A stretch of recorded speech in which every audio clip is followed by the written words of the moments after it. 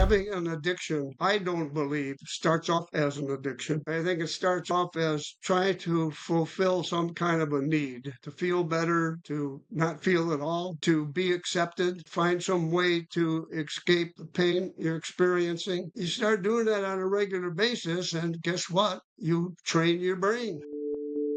Partner betrayal is disorienting, heartbreaking, and results in absolute confusion for the betrayed partner. You worry that nothing in your life was real, and you fear that you will never be able to trust your spouse or yourself again. Well, welcome to the Rebuilding Trust podcast with Carol the Coach. I'm Carol Jurgensen-Sheets, aka Carol the Coach, and what I can promise is that when you listen to my podcast, you'll begin to believe that there is hope. We will be hearing from experts all over the world who specialize in problematic sexual behavior, sex addiction, and infidelity. Together, we will be asking them the hard questions about how you both can rebuild safety, find strengths, grieve and mourn what you had, what you never had, and what you fear you will never find again. The truth is that rebuilding trust is possible, and I am going to show you the steps to working together to build a whole new marriage based on the honesty, authenticity, and transparency that your marriage deserves. Rebuilding Trust with Carol the Coach.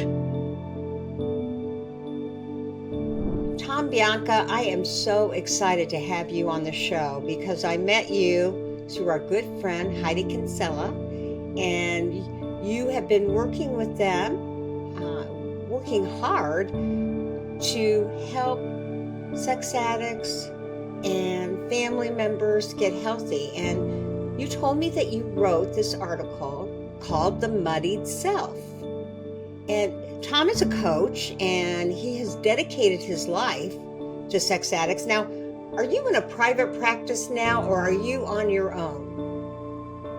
No, I'm in a private practice. I was working with Heidi, and we decided that for me being in a private practice would be a better way to go about this. So that's what I'm doing. Okay, and so Thom is a master's. He's a certified counselor.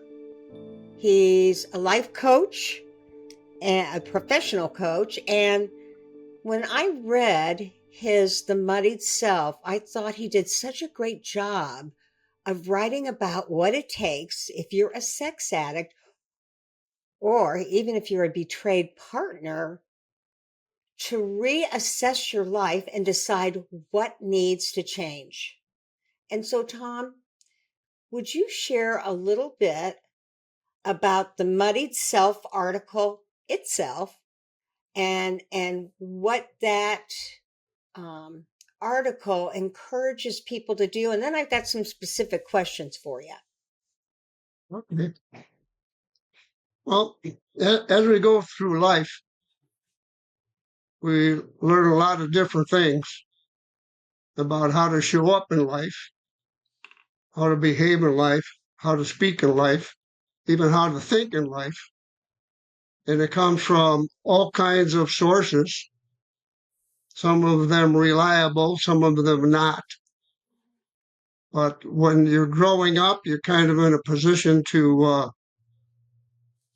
want to be safe and secure and accepted. So your caretakers, teachers in school, if you're involved with a religion, maybe even the pastors or deacons, whatever religion you're involved with, begin to start telling you how to live your life. And as a little kid, what do you know?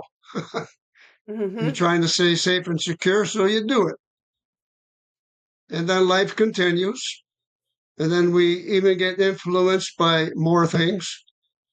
Interestingly enough, marketing and TV has a big influence on it, in my opinion. And drives and ambitions start going in a particular direction. And for the most cases, a person gets involved and, does a fairly good job in moving in the direction of materialistic life, gathering things and stuff, making a career, becoming successful in those terms. And, and that's great. I'm not saying that it's not. But the difficulty is there's not too much done to develop the spiritual self. And that's a scary word because I'm not talking about anything hocus pocus. I'm simply talking about the little voice in yourself that is truly you and how it has become buried. That's why the article is called The Muddy Self. And it has become buried and really isn't very strong enough to steer your life. So, in essence, I'm going to say that even though you're very successful in life, that is not who you are. Right. That is what you do. Mm-hmm. Who you are is that little voice that's trying to gain hold and become in control and direct you. And it's interesting that you say that because that little voice is probably your intuition, and that intuition comes directly from your spiritual connection. And yet, your spiritual connection can be muddied if you have people telling you what you have to do and what you shouldn't do. And then you start feeling guilty, or you start thinking about being a sinner, and then you feel shame. And it really does get muddied, doesn't it? Absolutely. And that, that's not to say that you as a young person did not start off in the right direction. Mm-hmm. But as you started accumulating and having your own emotions and your own feelings and your own thoughts, they may not have been pretty well accepted Mm-hmm. by the environment you live in. So you got scolded, or you were told not to do that, or that isn't a good thing. And again, for the sake of feeling safe and secure, you pay attention and you do it. And that's the beginning of your true self being buried and not expressing itself in the way you are. It begins to express itself in the way the world wants you to. Well, and you and I are both coaches, and in our coaching school, they talk about having a gremlin inside of you that keeps reminding you that you're not good enough exactly as you are. And those messages come from the outside world, whether somebody's been bullied, as your article shows, or you've been neglected. I'm thinking about Patrick Carnes, and he said that worse than abuse, and for our listening audience, Patrick Carnes started the whole SAA-recovery.org movement. He said that most parents, they didn't mean to be, but they were neglectful, and they didn't emphasize the positive qualities in each of us that we could learn how to grow and develop. And so you've asked in this paper to really kind of lose whatever you thought you knew and recreate a new sense of self based on, gosh, a series of questions in the Muddied Self. And really, you ask for a lot of self reflection. I believe you said that certainly you get asked a lot, why do I do the things I do? And what do you tell them when they ask such a profound question like, why do I have this addiction? Why did he do this to me? What do you say? Yeah. Um, having having an addiction, I don't believe starts off as an addiction. Mm-hmm. I think it starts off as trying to fulfill some kind of a need to feel better, to not feel at all, Yeah, to to numb. be yeah, to be accepted, Mm-hmm. to find some way to escape the pain you're experiencing, to start to feel like more joy, more pleasure than you think you are in comparison to other people. And then you start doing that on a regular basis, and guess what? You train your brain. Hmm. And No, I when absolutely you're, agree with you. You train yeah, your brain to need that kind of numbing or that kind of excitement. And then a truism about addiction is once you feel good, you look for a greater high, either more numbing or more dopamine or more stimulation. And that also develops that addiction.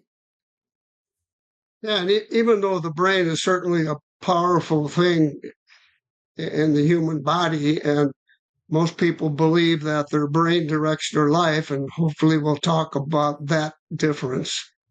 It comes down to the tail wagging the dog. Uh-huh. And again, the real you, who you are, that little voice inside gets really buried and gets overpowered by the power of your brain. Mm-hmm. And that brain, which has been trained, and I'll use the word dysfunctional, has been trained in a dysfunctional way, is now addicted to that dysfunctional way. And off you go, whether you like it or not. Mm-hmm. Again, the tail wagging the dog. Yeah, the tail wagging the dog. So then, of course, the $1,000,000 question is how can I stop having this tail wag the dog? How can I stop my addiction? How can I stop my dysfunctional life? What do you tell them? Yeah. Okay, well, that is a three-part issue. Mm-hmm. And it begins with realizing that you actually have the power to change your life. And you may not feel that, you may not believe it, but all you have to do is think you do and have the will to start doing it. Then it becomes an issue of introspection. What's going on inside of me? What am I thinking? What am I feeling? What am I sensing? What do I really want? What am I willing to do to get what I really want? And just discovering yourself that way. And then taking a look at what you discovered in comparison to the difficult life that you're living at this point, and you work to what I call disidentification. You begin to no longer identify with that stuff as who you are, but realizing that that's just how you show up in life. Who you are is that crystal clear water that was in the glass when you were born. And that water is still there. It didn't go away. It just muddied. And starting to take the mud out, a grain at a time, a teaspoon at a time, a rock at a time, starts bringing the clarity back. Well, and so doesn't that require what you refer to as a psychic change? Totally, yes. The word psychic change is kind of like puts it all under an umbrella. Okay. Yeah, And this that is a psychic change is definitely needed beyond the behavioral changes that you learn how to do. Those are important. In most cases, you have to do them first. But the psychic change is the stuff you don't see that's going on inside of you. Yeah, so with all this introspection and reflection and really getting clear, like the water, in terms of what you want, then you have to actually develop that desire to do what it takes to become clear, to become the person you want to be, a man of integrity, a woman of good self-esteem. And so I know you do a lot of talking about surrendering.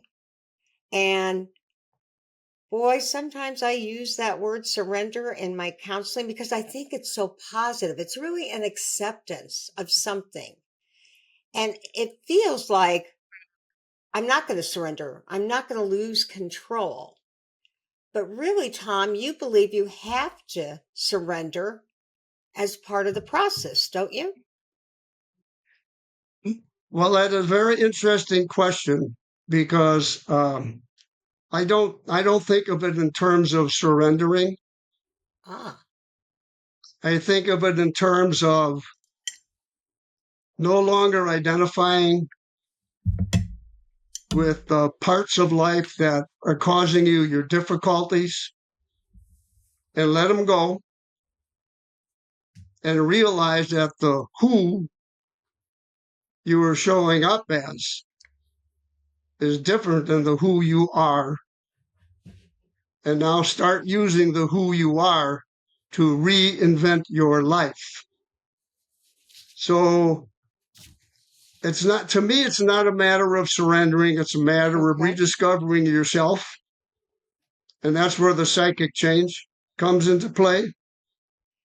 And using that self to move your life in a better direction, realizing that that's where your power is at. Mm-hmm. And, like in 12-step programs, which I believe are actually very wonderful. The 12 steps take in a lot of different psychology and philosophy and things of that nature. But, anyways, they talk about turning your will and life over to a power greater than yourself. And that scares a lot of people too, Mm-hmm. until you begin to realize that that power greater than yourself is really the power inside of you that allows you to change the way you show up in life. And And I that's, still have to maintain that power inside of you um, is, as I called earlier, a conduit to your spirituality, to your greater sense of self. It's more than the ego, isn't it, Thom?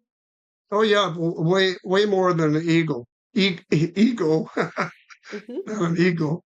But think of it this way: Okay. you're walking through life as a great big antenna, like a TV antenna, Uh-huh. and you're picking up all kinds of signals.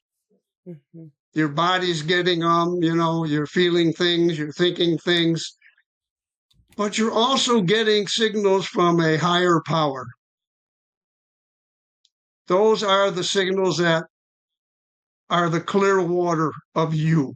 Mm-hmm. And it's a matter now of being able to separate them and start paying attention to the signals that are coming to you from this higher power.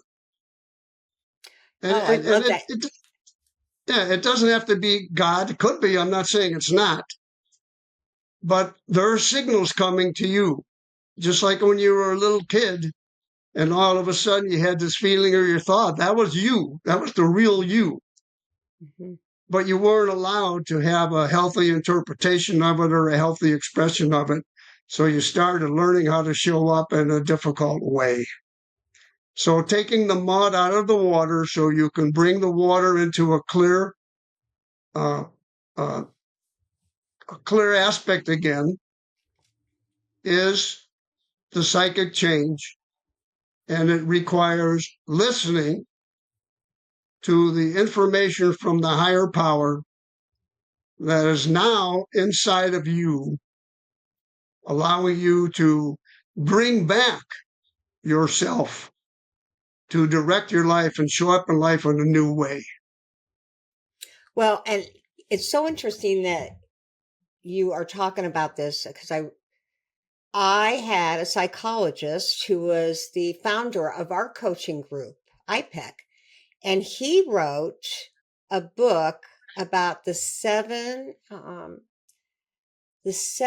stages of leadership. And stages 6 and 7 are really when it's crystal clear that you can listen to yourself, be at peace with that, like yourself for it, and then It's a mindfulness term. He called it equanimity. He says, you'll have an equanimous relationship with yourself, which really means you get how you need to be, you like how you show up, and you usually want to help people as a result. What do you think about that? Well, I think it's right on.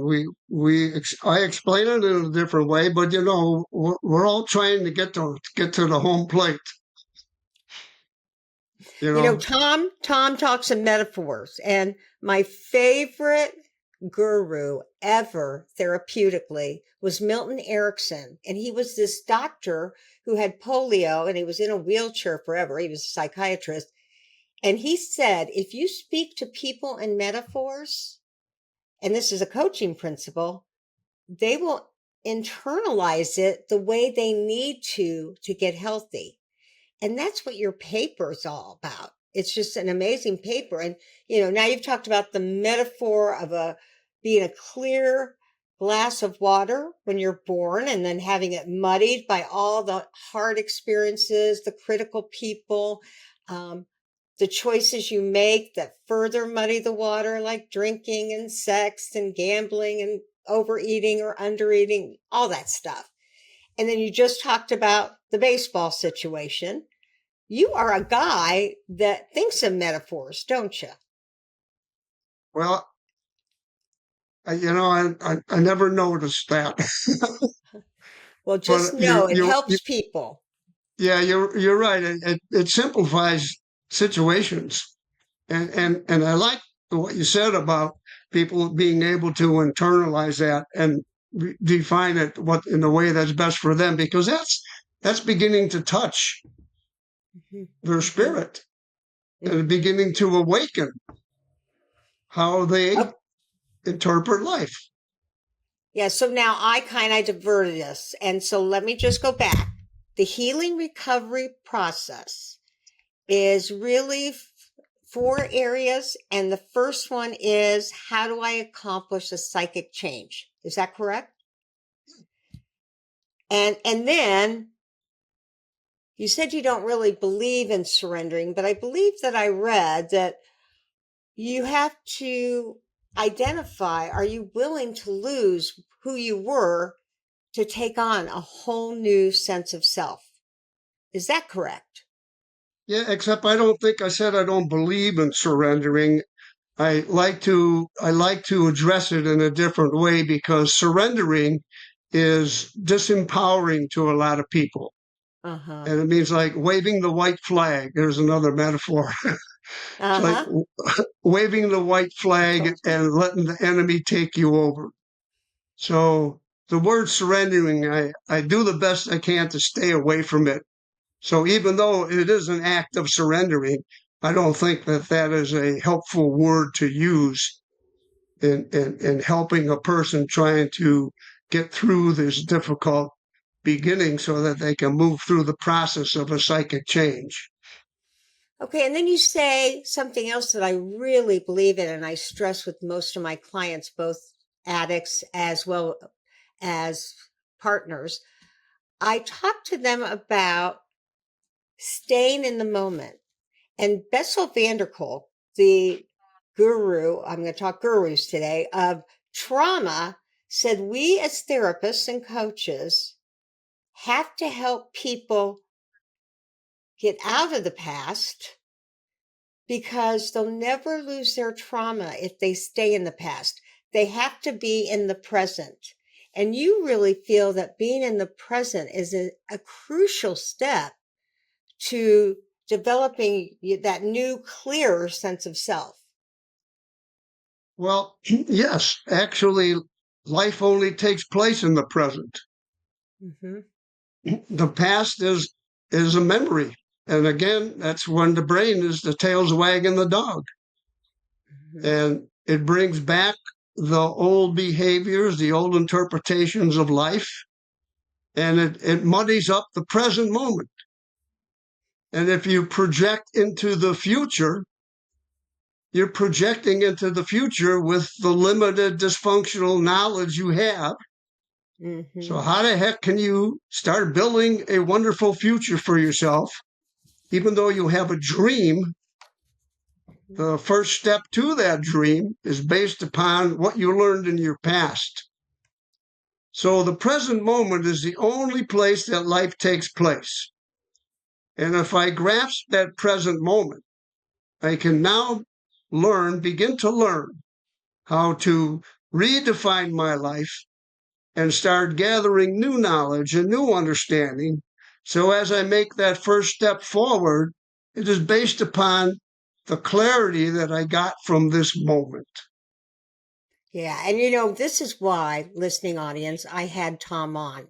Because when I read his article, I realized he is, when he talks about the tail wagging the dog, another metaphor, he's really saying that you get to choose. You get to choose to let go of the past. You get to choose how to develop new neurocircuitry that helps you to feel better. But it is a choice. And I really feel, Thom, that people almost need at least a great support team, if not a committee of like-minded people to help them stop their distorted thinking, help them stop the dysfunctions, stay in the moment. And you said, develop a whole new will, right? Will you tell us a little bit more about what is a will and how does it fit in this process? Sure. The will basically is the strength and power, the ammunition and the guns that support and defend your true self from all of the I got to think of another word. I don't want to say the word I'm thinking of. Come From on, you can say anything. all of the junk and harmful stuff that's coming your way. The will Got it. is the gate that keeps that out. So discovering it and then strengthening it allows the change that you learned about in this present moment to start taking place. Because if you have all of these changes and they take place, but yet your will is weak, Mm-hmm. you won't be able to make that change. So again, if you resort to the 12-step programs, the third step says turn your will over to that higher power.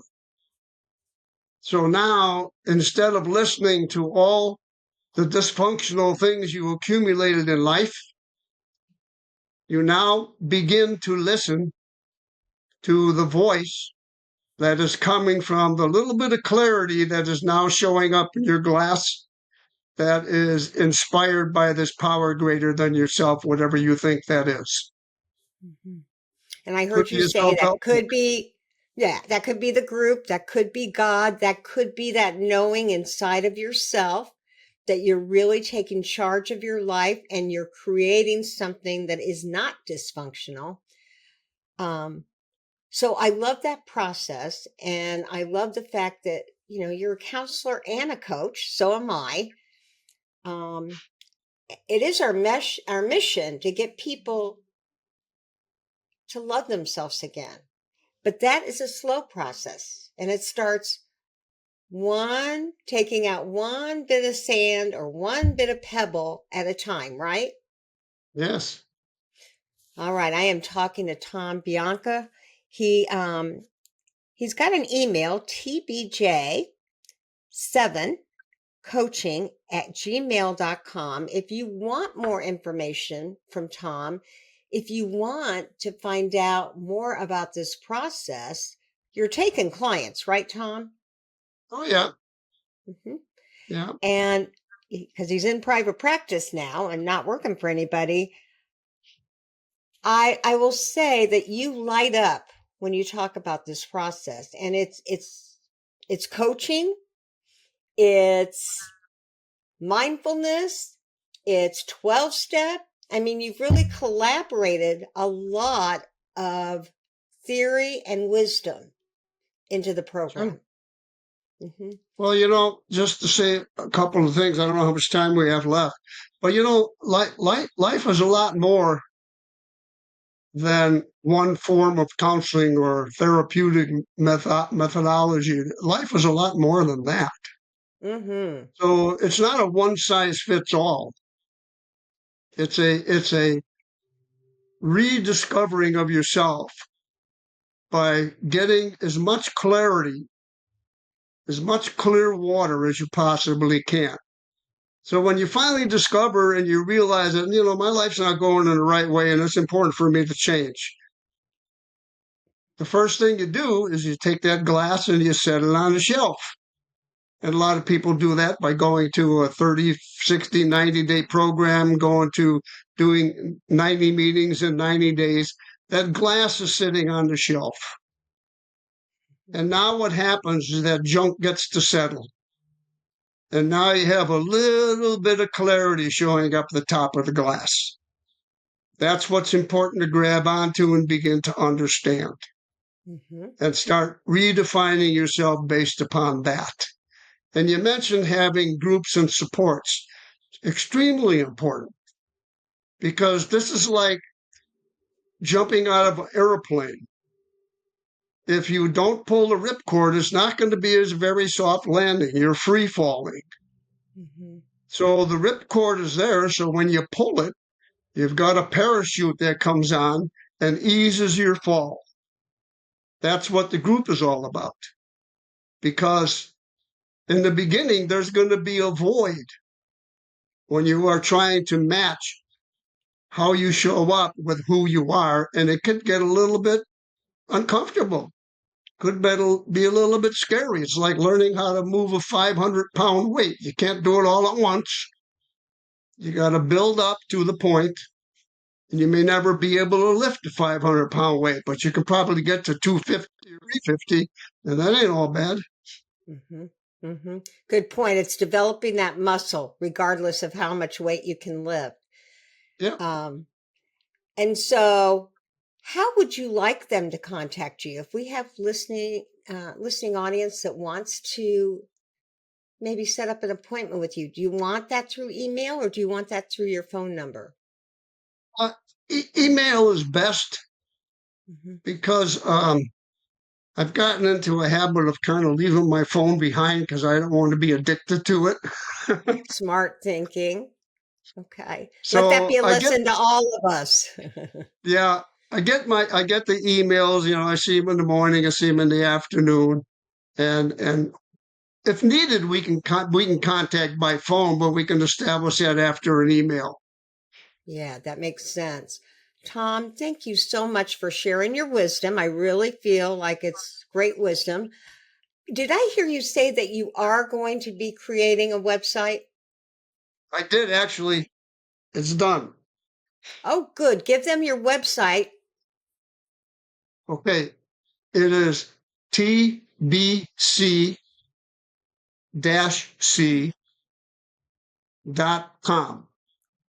Okay. And if you would send that to me by email, I'll make sure we have that in the notes, because I hope that you have a place for the Muddied Self as a resource on your website. And of course, you can use this podcast to help people, to motivate them to begin to change that self. I had this picture when you said, okay, once that water settles, there is clarity on the top. And I thought, well, what do? Do you pour that glass of clarity, of clear water, into another glass and kind of start over with positive self-talk? Nope. Okay. What do you do as we end for today? What do you advise? Okay. The analogy says that you are that glass of water. So pouring it into something else is like getting rid of yourself, and not a good idea. Okay. So clearing out the junk, a grain at a time, a spoonful at a time, you are re-exposing the true you inside this body, inside this brain. inside this world. You are finding a new way to show up, and you are re-exposing the being you were when you were born, the being that you probably are supposed to be anyways. Got it. Well, thank you so much. I said it before, very wise. I'm sure you're a heck of a sponsor. And I hope our listening audience will think about men that really, really need and desire change, psychic change, and they'll think of you. Thank you, Thom. Oh, my pleasure. Appreciate you inviting me, so you're welcome.